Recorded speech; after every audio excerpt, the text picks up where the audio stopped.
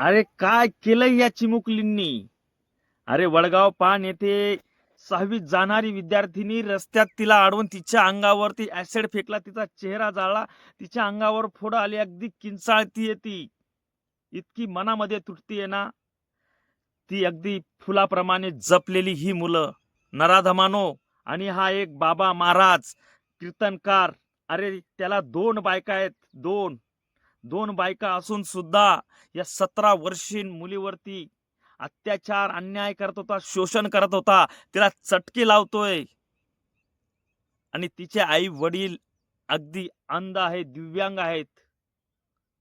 समाजामध्ये कीर्तनकारांनो तुम्हाला प्रबोधन करायचंय, समाजाचा शोषण करायचा नाहीये.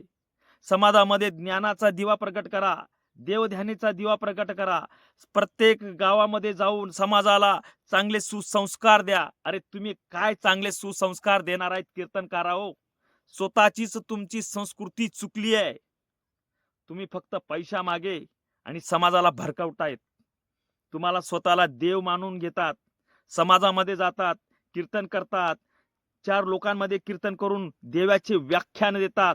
पण ते देवाचे व्याख्यान देत असतात तुम्ही, तुमच्यामध्ये एक तरी गुण देवाचा आहे का?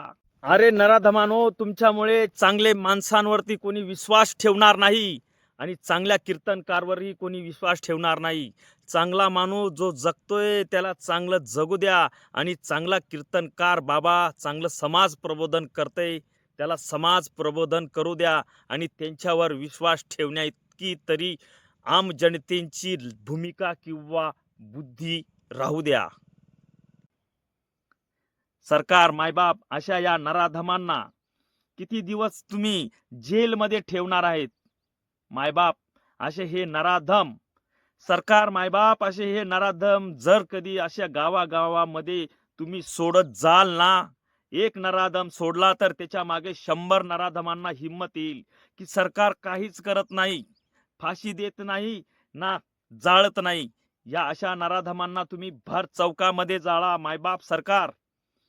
एक जर नराधम चौकात जाळला ना, दुसरा नराधम अशी कुबुद्धी आणि असे भयंकर विचार कधीच करणार नाही.